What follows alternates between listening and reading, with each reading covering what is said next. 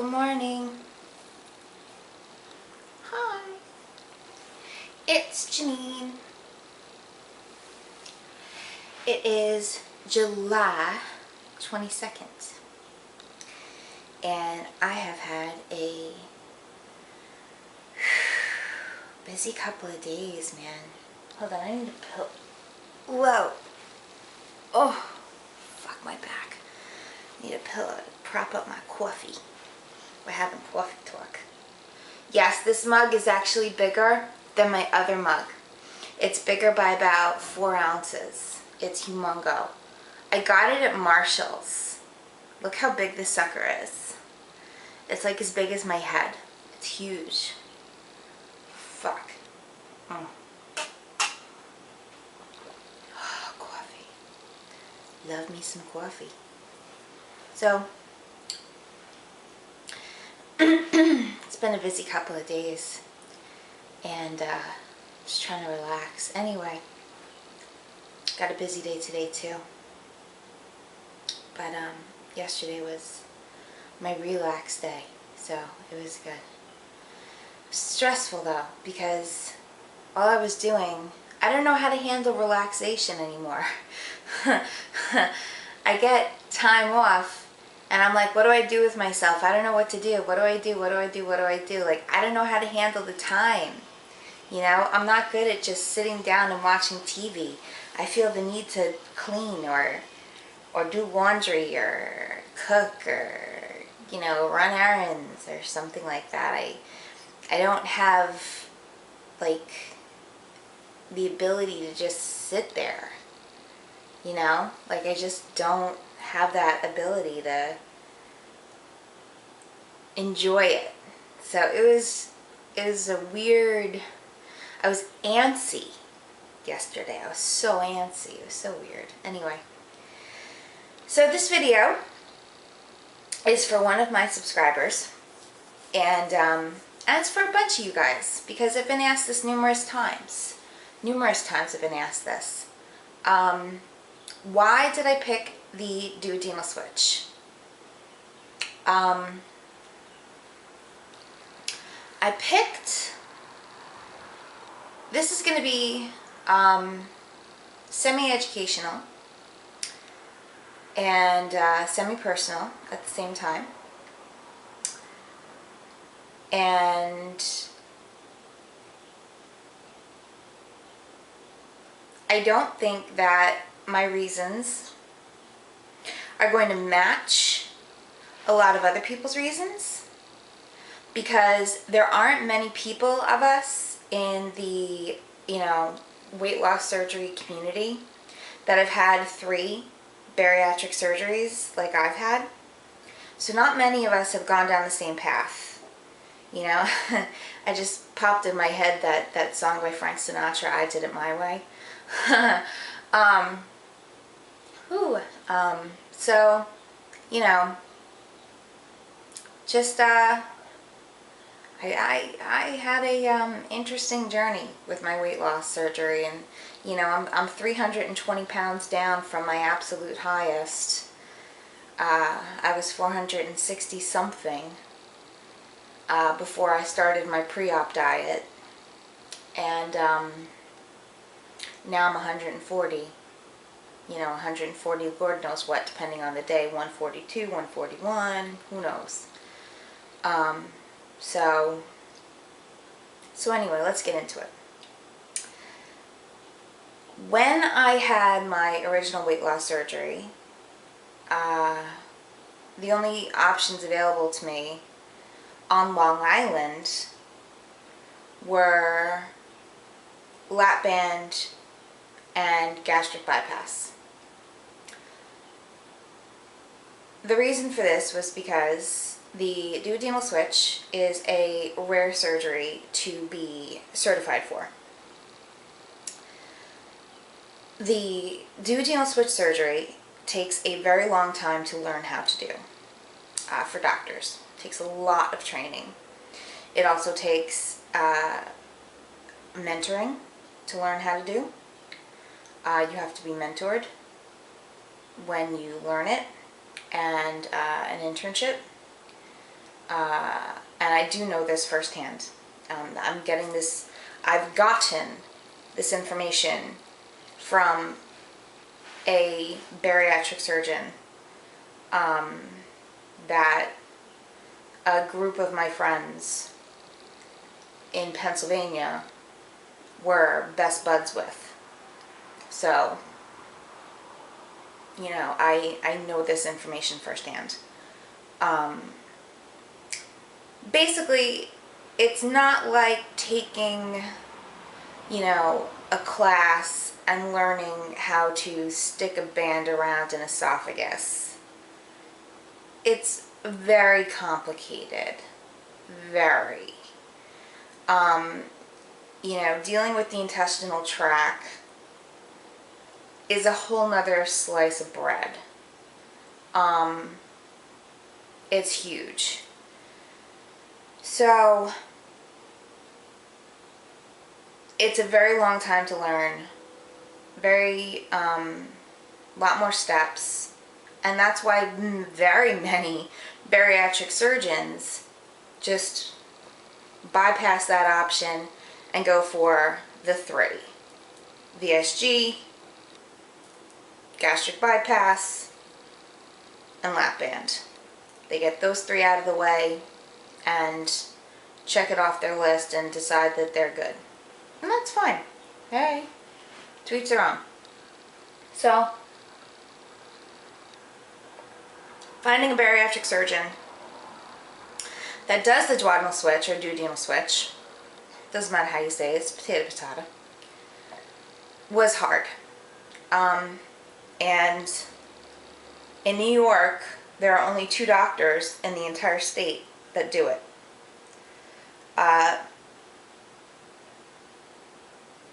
Mitchell Roslin at Lenox Hill, and my doctor, Alphonse Pomp, at Cornell.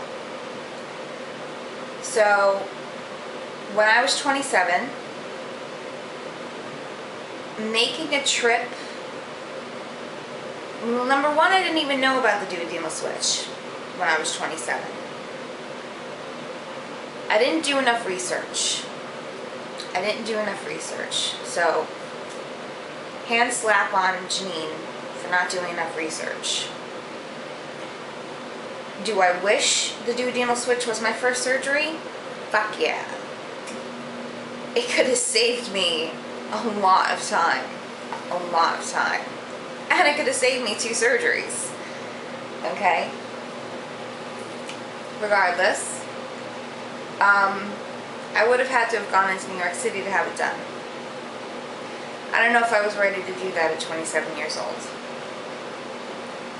Mentally, I don't know if I was ready to do that at 27 years old. So, long story short, I had the lap band done. I lost a lot of weight with the lap band. I think I lost 120 something, and then I gained some of it back because my lap band had slipped and eroded and the tubing became disconnected from the port. So basically it just stopped working because it really wasn't intact.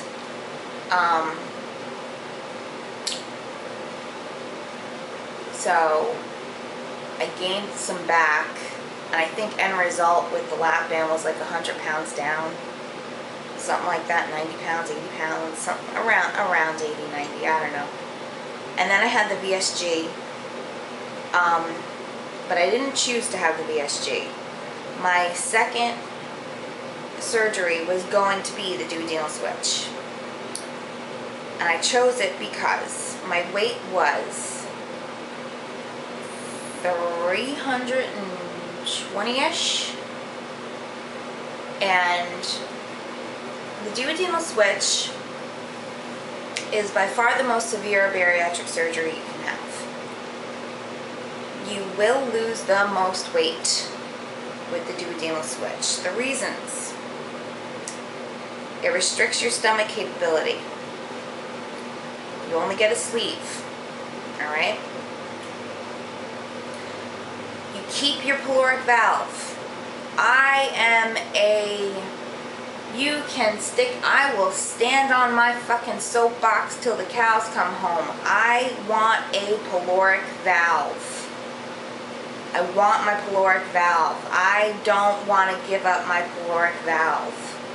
The caloric valve is like a stopper at the bottom of your stomach. And it keeps the food in your stomach longer and lets it dribble out gradually. Without the caloric valve, your food just whooshes through the stomach canal, which is what it turns into. It's not a stomach anymore. It just turns into a canal, basically, and goes straight into your intestines. And that's what causes major dumping. That's what causes dumping, and that's what causes your stomach to empty out so fast. And when your stomach empties out fast, you get, guess it with me, hungry. That's right. You get hungry faster, which makes you eat more, which makes you regain. I want my caloric valve. So I wanted my duodenal switch because I got to have a VSG for a stomach, which kept my caloric valve. And they rearrange half your intestines. You get malabsorption up the wazoo. I'll give you the numbers. You don't have to memorize them. But just in case, for those of you who are like, what are those numbers? You malabsorb 80% of your fat, which means if I ate 100 grams of fat a day, I would only be absorbing 20 grams of fat and shitting out the other 80 grams of fat. Okay? So I'd take in 20, shit out 80. Protein. Malabsorb between 50 and 55 grams. Everybody's different. Okay? So if I ate 100 grams of protein a day, I would be absorbing between 50 and 55 grams of protein a day and shitting out between 50 and 45 grams of protein a day. That would depend on how your bariatric surgeon does your intestines. Okay? Now, carbs. Two types of carbs. Complex carbs, simple carbs. Let's go to complex first. Complex carbs, things like, brown rice, wheat, flour, bread, wheat flour in the wheat bread, and that kind of shit. I don't need to school you guys on what complex carbs are. You guys know. We malabsorb 60% of it. So, we malabsorb 40% of it. So, that means we absorb 60, malabsorb 40. So if I ate 100 grams of complex carbs a day, I would be absorbing 60 grams and shitting out 40 grams. Okay? So my body would be taking in 60 and I'd be pooping out the 40. Simple carbs. We absorb every single carb of simple carbs. Sugar starts absorbing on your tongue. You can't get around a simple carb. No way in hell. Those are the numbers of the duodenal switch. Now, it's a giant math problem. Okay? I'm good at math. Hey, I can handle that. It was just going to take some thought and some planning. Now, you lose a massive amount of weight on the duodenal switch. Okay, the malabsorption coupled with the restricted stomach meant, one, I was going to have a limited intake because I'd have my VSG stomach, and then with the small amount of food I'd be taking in with my VSG stomach, I'd be malabsorbing that small amount anyway, so holy Jesus, would my calories be low. That's fucking amazing. Oh man, they're doing construction. Hold on, I gotta move you, I think. No, I think it's alright. Alright. So, they really, those two things coupled together, I'd be losing my weight. Now, my metabolism was low to begin with because I had the band for 3.5 years. So, I needed a punch. And that's what the duodenal switch gave me. Okay? Now, there are some crappy things about the duodenal switch. Certainly. Let me go over them with you. Let's talk about the biggest one. The diarrhea. Now, it's semi-true. Semi. Okay? Let's talk about it truthfully. It's, when I say semi-true, I mean you are the one who makes it true or not. I.e., there's ways to fix it. Okay? And I'm not talking about living on Imodium. When I first got my surgery and my stomach was too sensitive and my intestines were too sensitive to take iron, okay, and it was polysaccharide iron, okay, not, you know, the shit in a store, polysaccharide iron. When my intestines were too weak, for the first 10 days or so, yes, it was like a hose. And it sucked. It sucked. I'm not going to lie to you. It sucked. But after those 10 days passed and I could start taking my iron again, it took about a day for the iron to do its work, and I was pooping like a normal person. No more diarrhea. I was fine. I was fine. So, it's just a matter of how you handle it. Okay? Now, I am 4 years out now. 1, 2, 3, 4. I'm 4 years out now. I never get diarrhea. I actually get constipated. Okay? I have a hard time going. Sometimes I don't go for like 2-3 days in a row. And I kind of get worried about it, actually. I talked to my bariatric surgeon about it. It's what you feed yourself and how often you eat and your vitamins and things like that. And it's what you intake is how it comes out. So, you know, it's what you do, how you handle it, not what it does. There's ways around it, and a million ways around it. So don't be reading all this BS online and thinking, oh, that's the way, oh no, it's so scary. No.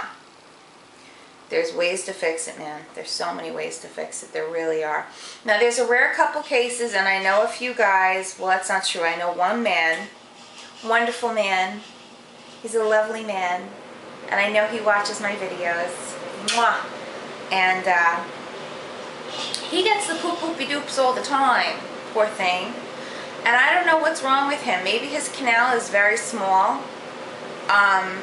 I don't know. I don't know what his surgery is. I don't know what his common channel is. You know, the length of his common channel. He might have had a very, very, very small common channel. I don't know. It could just be the way his surgery came out. So, you know, but that's rare. That's very rare. I've been friends with a lot of duodenal switch patients. I've never heard of that, except from this one gentleman. His name is Gary. Not bypass man Gary, different Gary. And so, I don't know. I love my duodenal switch. I wouldn't trade it in for anything. You know me, I shoot from the hip. If I could choose anything in the universe in the way of bariatric surgery, I would choose this one for the one I choose once and only once.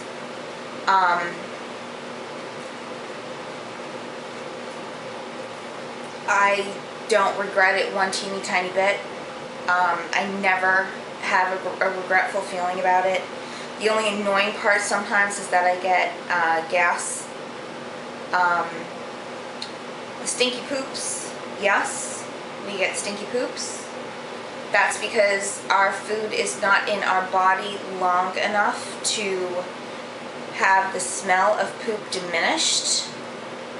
It's not in our body long enough because we don't use the same length of intestine that normal people use, because half of our intestine isn't intact anymore. So, sorry, it's not in there long enough. Doesn't get a chance to have the smell dispersed. It's just the way it is. But buy yourself a can of spray and suck it up, sweet cheeks. I'm not fat anymore. I'll deal with it. So yeah, this is by far, in my opinion, the best surgery. You know, I keep my common channel, I keep my caloric valve. I lose the most amount of weight possible. The drawbacks can all be worked around. And, you know, buy yourself some vitamin patches and shut up. That's my opinion. So, there you go. That's why I love and had the duodenal switch. I hope this answers a couple questions. I know a lot of you guys wanted me to go into this, so there you go. And there's your coffee talk for the day. I love you guys, you know I do. I'll make another video really soon, because I've been walking away. I've been having some depression issues, and my depression's been a little bad lately, but I'm not in the mood to go into it, because I'm not in the mood to talk about being depressed. I want to talk about being happy. Happy, happy, happy. So, we'll talk about that. Okay, I love you guys to death. Mwah! Bye.